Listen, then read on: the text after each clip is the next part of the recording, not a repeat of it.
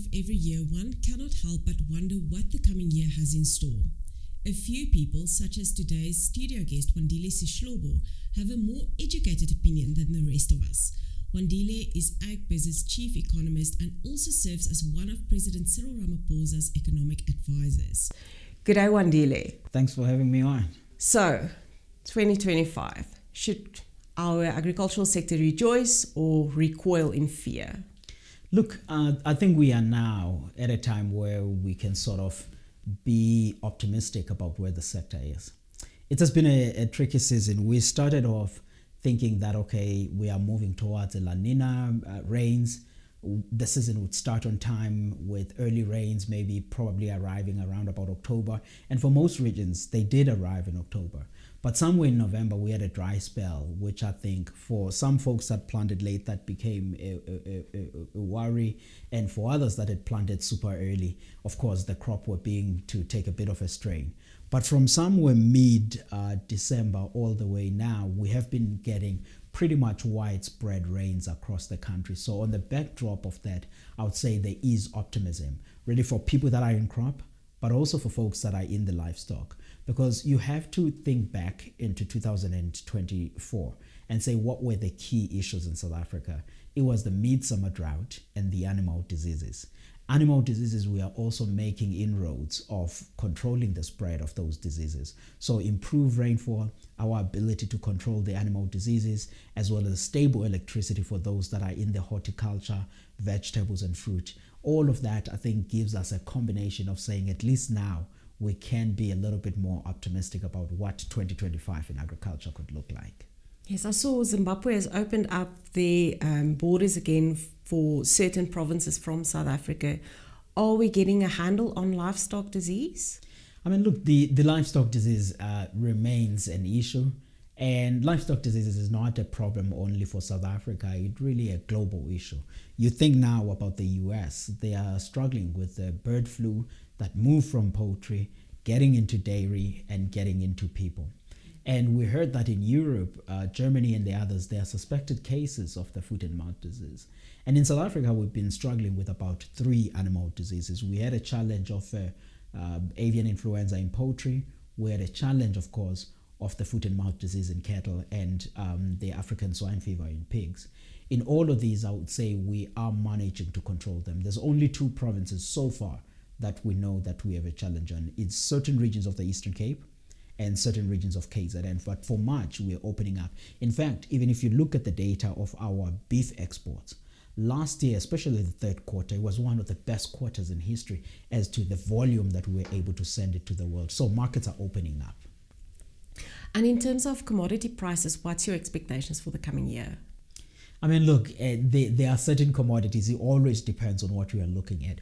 One of the best performing commodities in 2024 was, of course, the orange juice. So if you are in citrus industry, you may have seen in South Africa that the volume of citrus that we sent to the world declined, but there was a lot of that went to the juice. The key challenge in the world is the fact that South Americans, Brazil, are unable to actually produce the volume that they've had. They've been hit by the droughts.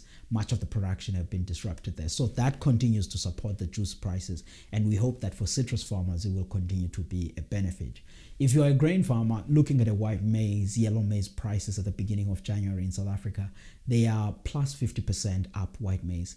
Yellow maize plus 30% up on a year-on-year basis. And I think that these prices will be elevated for March, at least of the first quarter or the first few months within the first quarter of the year, in part because the drought of 2024 had a huge impact in Africa. Zambia lost about 50% of their crop. Zimbabwe lost 60% of their crop. So they are all looking at South Africa and demanding supplies from us, and that is pushing up prices. And I think this is what we are seeing now. But also with certain regions in South Africa in grain having planted late, so you won't have those early deliveries of grain, which keeps the supplies tight. And all of that is supportive of commodities. And I think we may see the same with soybean. But of course, if you're looking at wheat and rice and all of those other commodities, you will see those coming down because there's so much supply that is there in the world market. Speaking of the world market, we're seeing a global rise in protectionism. I'm not certain, is it only limited to certain parts of the world or is it across the board? And how will that impact South Africa? So South Africa has what we would describe as an export-oriented agricultural sector. You look at us today, we export about half of what we produce in value terms. 2023, super record exports of about 13.2 billion US dollars. And I think for 2024, we may cross that and hit a new record, although we had a tough season. But because of the higher commodity prices and the better production in the fruits, we had a tough season on grain. I think that 2024 we will do well. But the bottom point then is that we have this ambition in South Africa of growing and expanding our agricultural production. If we succeed on doing that, as we should, because we do need to succeed on that, we have to be at the same time expanding the export markets where we can send these products to. Today, it's not like the early 2000s where we opened a lot of markets at a time where the world was embracing globalization. Today, there's a lot of fragmentation, and of course, then this means that we are going against the wind, and this presents a lot of difficulties. But my sense is that we have to work to retain the markets we have in the EU, broader African continent, Middle East and Asia, while at the same time we look at BRICS and we ask two questions to say, can we lower the import tariff amongst the member states? Two, can we address the phytosanitary barriers? And when we bring in BRICS or engage BRICS, we engage with the attitude of expansion, not of replacement of the markets that we have. And I think that's the strategy and the approach that we have to take in terms of agricultural trade temperament as South Africa. And the rest of Africa, are they only protecting their markets due to the drought, or what's happening in Africa? Are they becoming more friendly towards us? Look, I mean, in the African continent, I would say, with all fairness, we've been one of the winners in this. We have a trade area within the SADC, which is a free trade area, but of course then now with also the continental free trade area that we do have. But put the continental free trade area aside for a moment and consider SADC. If you look at our agriculture exports and you say, what are we doing with Africa in agriculture? In that $13.2 billion of 2023, about 40% of those exports were to the African continent. But 80 cents in every dollar that went to Africa is just within the Southern Africa region. And you will count roughly about 8 or so countries that are really the most concentrated ones on that. The protectionist thinking that we have began seeing was, of course, Namibia, Botswana, where they were saying on vegetables they are supporting their markets, their producers, which we support the fact that they should support and improve their domestic production. But we thought that using trade policy to do that was a bad instrument, and I think Botswana has done that. We hope Namibia also lifts the ban that they have on South Africa. So the posture in Africa is really about let's embrace, let's trade together, but also let's see if we can take skill and technology out of South Africa and impact it to the region and grow as a continent. Yes, because we don't want hungry neighbors. That's never a Absolutely. good thing. Wandile, President Ramaphosa has taken over the leadership of the G20 at the end of last year. Is there any way that position could benefit the South African agricultural market? I mean, look, agriculture is important. It remains on the agenda, just like in BRICS, where there are BRICS deliberation, but there's always an agricultural space. And my desire is that within there, we'll have to have the agricultural stream, and both on a G20 as well as on a B20 side. But in that stream, we may have to discuss certain things. And I think the approach that we take as South Africa is that we don't speak for ourselves, we speak for Africa. And of course, one of the themes that I think we may have to talk about is this whole idea of deepening trade. In the BRICS, you have established markets that we already interact with, of saying, let's embrace trade. That could be one of the themes that may discuss. The other theme is about the fertilizer trade, not just for us, but for Africa, because if you look at the continent, we have a problem of low agricultural productivity. Amongst other challenges that they face is also the low usage of fertilizer. Think about this. In South Africa, farmers use about 80 kilograms on average of fertilizer a hectare. You think about the South Americans or the Americans, they use about 120 kilograms of fertilizer per hectare. But in Africa, people use about 19 kilograms, 19. So that can tell you then that this does contribute, because these people use about 3-4 times less than what we use in South Africa. So those are some of the challenges. In addition to that, we may discuss things around the climate smart agriculture and technology, to say how is the information and the knowledge sharing on that. So we hope that will form some of the themes that may be under agriculture within the B20 as well as on a G20. Wandile, while we have you here, you recently met with the President's Economic Forum as part of the forum or the group. Could you perhaps just share a bit about what the thinking is in terms of agriculture? Look, I sit as one of the members of the Presidential Economic Advisory Council for the Republic. And of course, I can't speak for the council because we're responsible for advising the president. But for the farmers of South Africa, the one thing I can assure them about is that agriculture is very important and on top of mind on the South African leaders.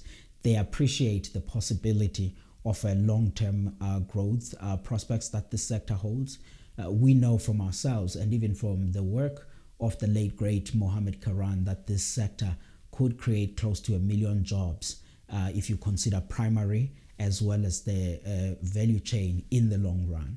And in addition to that, we're also sitting with over 2 million hectares of land that is on the state side. The thinking then of saying, how do you transfer that land to well selected beneficiaries with title deeds so that they can put that into full production, while at the same time making sure that there's blended finance that is intact on that. And the topic of opening up as many export markets is also something that we continue to champion. So the farmers can sit and look at this council, but know that their views about the thinking of supporting the sector is there. All of the problems that farmers complain or raise about, which appropriately they should, issues of animal diseases, rising crime in rural South Africa, infrastructure that is deteriorating, roads, railway line and the likes, and even difficulties that we do face with the weakening municipalities, and of course these issues of exports. Those are all of the themes that we reflect on to say the president must appreciate those, as well as the solutions that we could propose on that. That's what I would say to the farmers, that they should sit and know that the council does have that appreciation of these challenges. And do you think that the direction that's being taken could possibly overcome this dualism that we see in agriculture?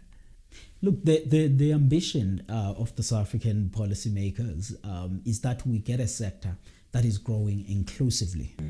And the way of closing the dualism, which in my book, A Country of Two Agriculture, I wrote at length about, is the idea of saying then how do we take the land that is already the government has bought, that transfer of it to appropriately selected beneficiaries geared towards commercialization would lead us to a situation where we don't sit here today and say, on average, black farmers make up about 10% of the overall output of agriculture, but we see much better numbers. But let's face it, farming is a long-term endeavor. These things are not going to be overnight. And even if the government is working on doing that, the private sector will have to be involved in passing on the skills, collaboration. Think of organizations like the SERDEF of the Scenic Hub Group. Think of what the Karan farming family is doing under the Karan beef down in KZN. Think of PEAC and many others that are all involved in here. These are stakeholders and initiatives that will need to be important in that collaboration as we are trying to close the dualism. And of course, it will take time, but I think that as long as the farmers are supporting the program, South Africans knowing what the intention is, and the government finally doing its part and rooting out corruption in the land reform space, then that way we will be able to see long-term growth. And at some point, we will close the dualism. We may remain with a sector that has a range of typologies, but I think the dualism won't be as racialized as it is today. I think that's the important goal of saying we will have all sorts of farmers. We are not saying let's have industrial farming in South Africa, but what we're against on is this idea of having too much racialized farmers, but rather the South African farming entity. And I think that's the desire for most people. Wandile, so what can an individual farmer do in 2025 to help their business to ensure that they are part of this path going forward? I mean, look, I think the individual farmers, I would encourage any farmer that is watching us today and say, if you are not part of a commodity group, it helps to be part of commodity groups. If you are in potatoes, you join Potato SA. You in grains, you join Grain SA. You in red meat, you're making sure that you are part and parcel of the red meat industry services, or any of the commodities. You are in wine, you're part of Vinpro or Wine South Africa, part of Citrus Growers Association. Those are important because there you not only get the policy views, but rather also the insights about what are the practical things that can assist you in the farm.